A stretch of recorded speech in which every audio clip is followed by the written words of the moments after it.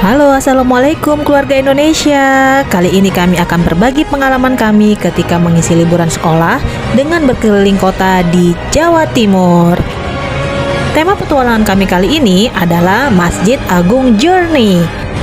Di sini kami akan belajar sejarah Jawa Timur melalui sejarah dari masjid-masjid agung di setiap kota, sembari membawa sandal wudhu yang akan dibagikan di setiap masjid atau musola yang kami lalui. Semua sandal wudhu dibeli dari tabungan anak-anak dan titipan dari sanak famili kami. Semua petualangan kami kali ini akan dilalui melalui jalur darat selama 5 hari 4 malam. Nah, ikuti terus ya bagaimana serunya petualangan kami. Happy watching!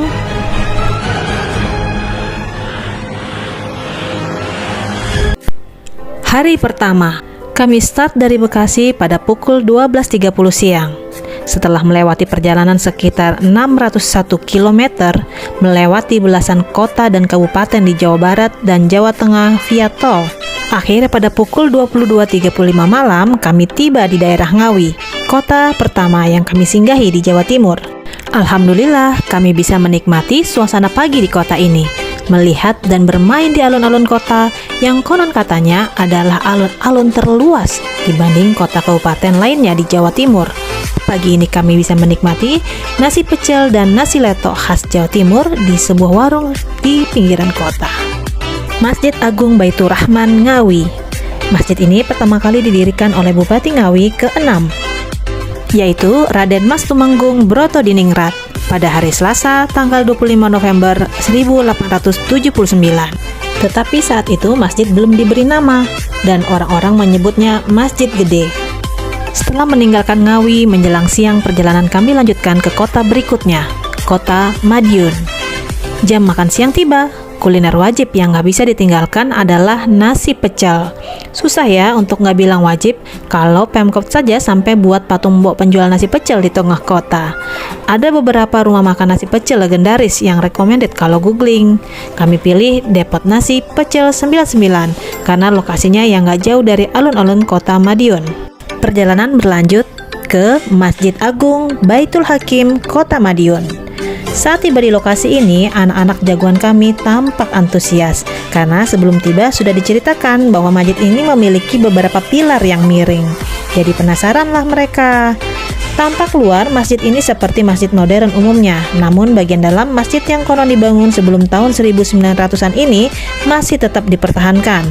Terdapat 16 tiang penyangga yang diantaranya ada 4 pilar yang kemiringannya cukup parah. Namun karena cukup kokoh, pilar tersebut masih dipertahankan. Perjalanan berlanjut kembali. Di perjalanan ini, kami baru tahu kalau ternyata Madiun terbagi dua, ada kota dan kabupaten. Dan ternyata Kabupaten Madiun sendiri baru saja memiliki alun-alun dan masjid agung baru. Mampir sebentar dan dibuat takjub dengan bangunan masjid yang beneran mirip Masjid Kuba di Kuba, Madinah. Masya Allah. Selanjutnya kami menuju Nganjuk. Sekilas Masjid Agung dan alun-alun di daerah ini mirip dengan kabupaten lainnya di Pulau Jawa, dengan ciri peninggalan sejarah kerajaan atau pemerintahan masa silam, yaitu posisi masjid ada di sebelah barat. Namun uniknya di Nganjuk ini persis sebelah masjid ada penjara atau lapas, yang penjara ini biasanya di daerah lain ada di sebelah utara atau timur dari alun-alun.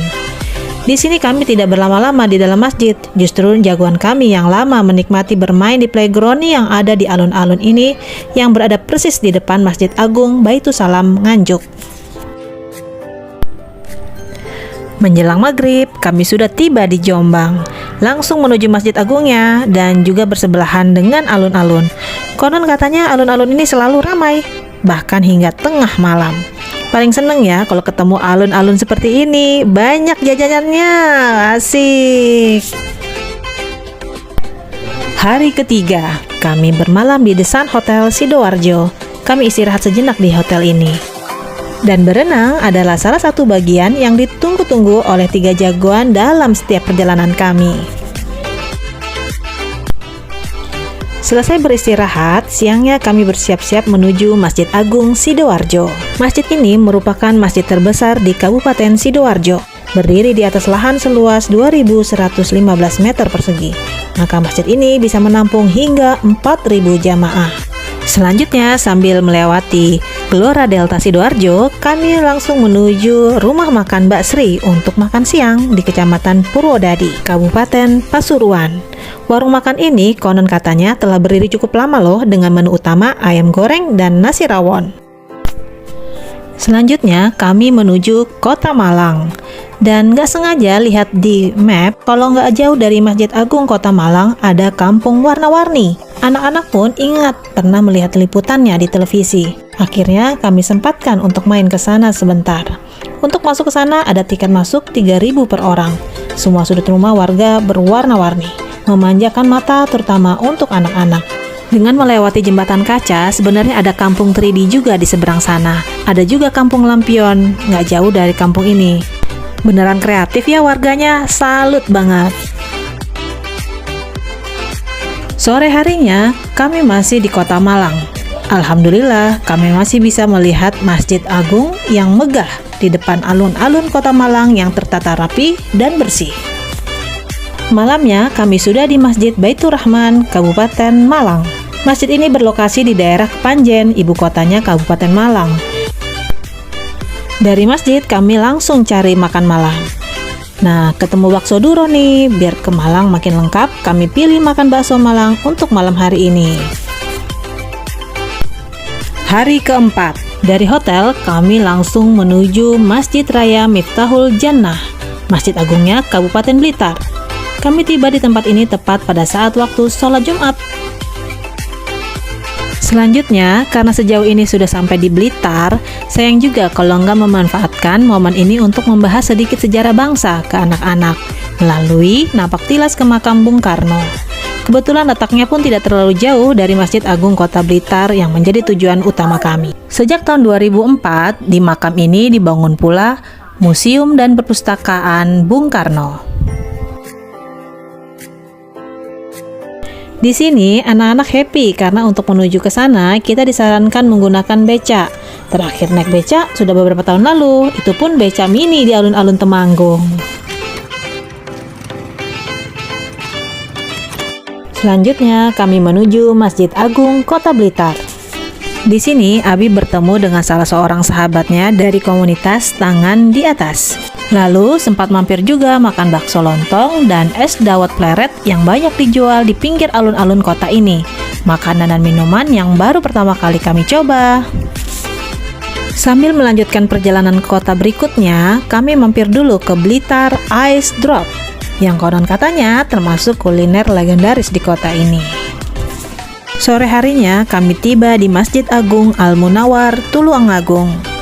Masjid ini dibangun pertama kali diperkirakan sekitar tahun 1841 Masehi.